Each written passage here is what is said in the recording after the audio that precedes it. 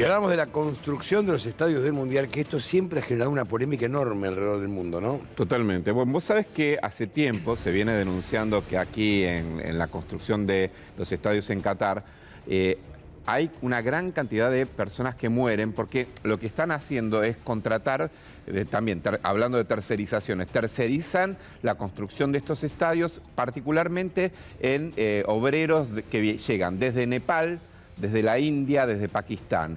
¿Y qué pasa? Bueno, llegan en condiciones para trabajar totalmente extremas, con temperaturas por encima de los 50 grados en muchos casos, y con un régimen de por lo menos entre 12 y 14 horas laborales. Explotación laboral. Explotación laboral. Según una investigación que hizo The Guardian, alrededor de 6.500 personas murieron en la construcción de los estadios en Qatar, desde que comenzaron la construcción, porque esto fue una construcción que empezó de cero. Qatar no tenía estadios. Las autoridades locales los desmienten, dicen que tan solo hasta el momento han muerto 4 personas, fíjense la diferencia, 4 contra 6.500, pero lo cierto, yo recuerdo, hubo una nota muy buena que salió en la publicación New Yorker, que te describía un aeropuerto en Nepal donde estaba la fila de todos los trabajadores que se iban con el sueño de hacer una diferencia económica, y por otro lugar entraban los ataúdes de los que volvían muertos, justamente por esta construcción. Era muy descriptivo de un fenómeno del cual no se habla porque hay mucho dinero en juego, porque Qatar tiene mucho dinero, pero lo cierto es que las tragedias en la construcción de los estadios es muy grande. Si ustedes recuerdan, cuando fue el Mundial de Brasil también se denunciaron. Cantidad, ¿no?, de denuncias. Cantidad de denuncias. Ahora que hubo derrumbes de obra. Exactamente, también. No, pero más que nada en la construcción de los estadios hubo derrumbes, hubo cantidad de brasileños fallecidos. Se habla de subcontratación de gente. Y aparte, más allá de los hechos de corrupción que esos estadios generaron con una sobrefacturación infernal. Bueno, el cálculo es que en la construcción, en aquel mundial, murieron alrededor de 14 personas. Acá estamos hablando de 6.500. Si es ese número, es un escándalo. Barbaridad. Es un escándalo. Es una denuncia de Estado, digamos. En un país donde además podría pagar los salarios que corresponden, claro, sin ningún tipo de problema. Y totalmente, y sin tener que jornadas laborales de 14, 16 horas con 50 grados de temperatura, ¿no? Pero aparte hay que recordar lo que es la FIFA, ¿no? Porque Qatar tuvo ¿cuántas denuncias? Y sí. Este mundial está sospechado de haber sido comprado. Estaba establecido que otras cosas, el mundial iba a hacerse, supuestamente este mundial se iba a hacer, se decía, en el Reino Unido, era la chance. Y después, bueno, aparecieron todas las denuncias de corrupción y de cómo se había comprado la sede, digamos, ¿no? Y eso estuvo sospechado desde un principio. Y una FIFA que ya venía con dirigentes procesados, con transmisiones de fútbol denunciadas, realmente con...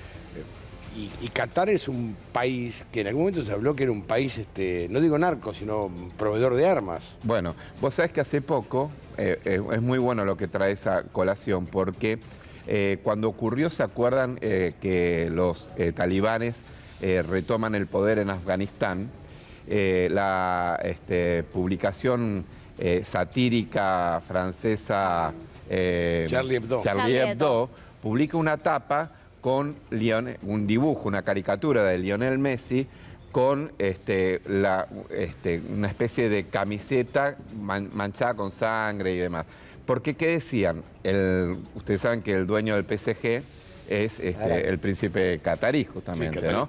Y bueno, lo que dicen es que Qatar financió a los talibanes, ¿no? Entonces, un poco era como una ironía, digamos, un poco fuerte, si se quiere, de cómo el dinero lo puede todo, incluso esta impunidad que ha tenido en bancar regímenes. Aparte, un dato interesante es que muchos de estos países apoyan por ejemplo, la insurgencia talibán que termina nuevamente en el poder de Afganistán, pero por otro lado permiten la existencia de bases militares norteamericanas en su territorio. Por ejemplo. Juegan con unos y con otros. Y esto se vio reflejado también en que Qatar estuvo denunciada, como vos bien decís, Gallego, en distintos hechos que incluso los llevaron a una sospecha internacional de financiamiento del terrorismo, ¿no?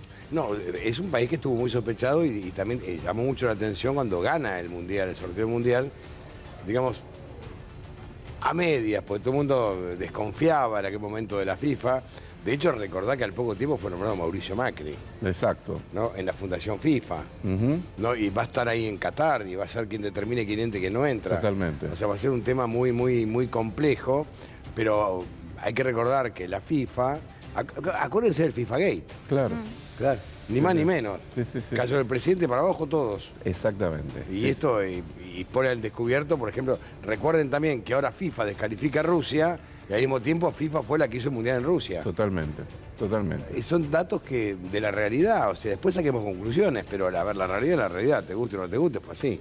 Qué terreno fértil para la corrupción la FIFA, ¿no? Porque no es ni pública ni privada, es como que está entre las dos cosas y todo vale, se hacen lo que quieran.